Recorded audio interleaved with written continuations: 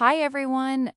When most people tune in to alternative research or cryptid channels, they are looking for the massive stuff.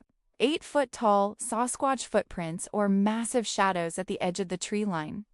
But if you've spent any real time observing a peaceful property, you quickly learn that the unseen world isn't just big. Sometimes it's tiny.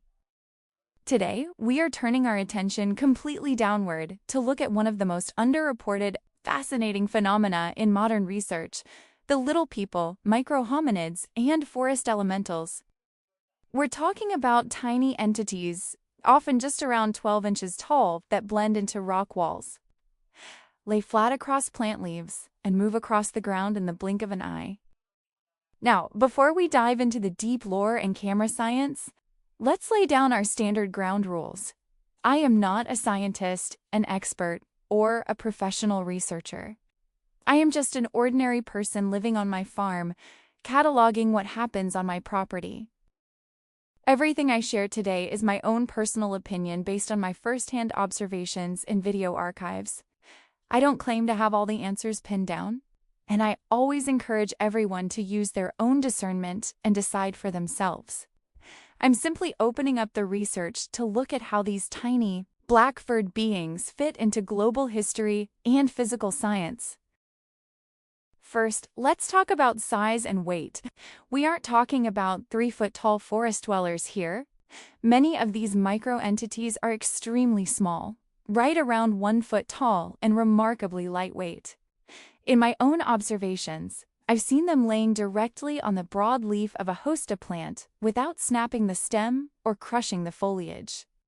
A normal mammal of that size would weigh down the plant, but these beings seem to operate with near-zero physical mass until they choose to settle in.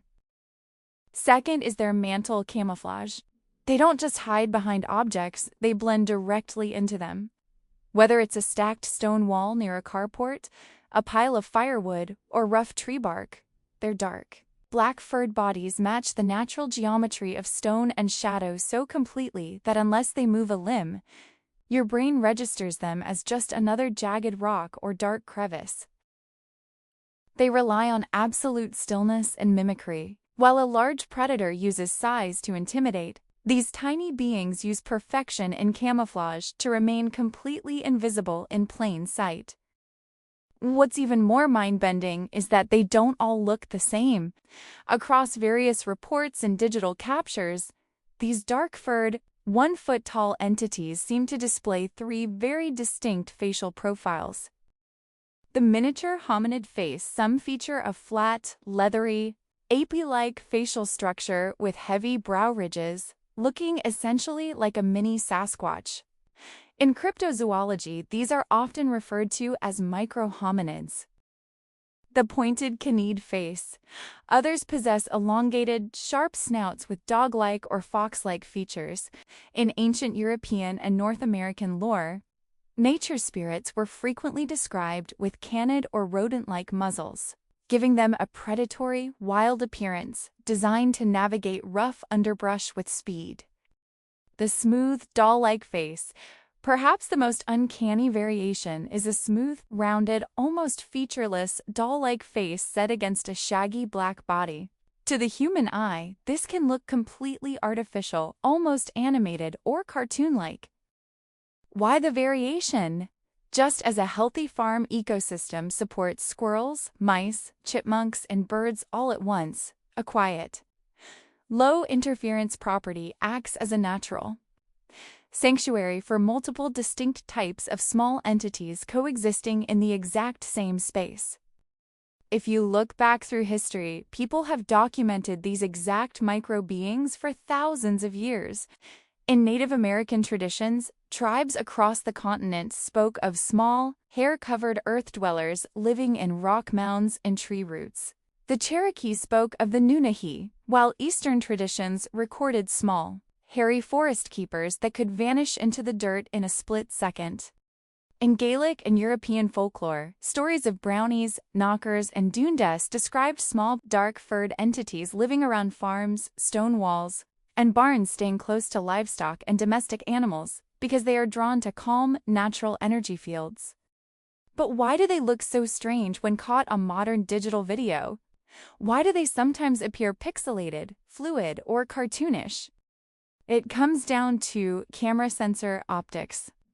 Digital cameras record by compressing pixels and trying to build sharp edges based on light patterns.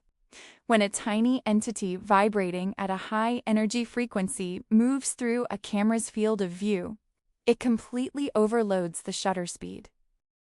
The camera sensor tries its best to piece the visual data together, resulting in a smoothed out, animated, or wiggling distortion on screen.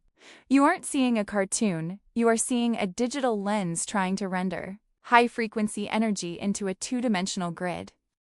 Whether these tiny black-furred beings are physical microhominids, dimensional elementals, or living energy signatures navigating our farm structures, one thing is clear: there is far more life on this land than meets the eye. You don't always need to search the deep woods or scan the highest treetops. Sometimes, the most incredible mysteries are sitting right on a hosta leaf, tucked into a carport rock wall, or watching quietly from the shadows near your feet. I put these recordings and overviews out as a digital archive to document what's happening here, and to encourage everyone to keep an open mind. Look at the evidence, do your own research, and decide for yourself what's sharing the frontier with us. Thank you for watching. Keep looking past the obvious and stay safe out there.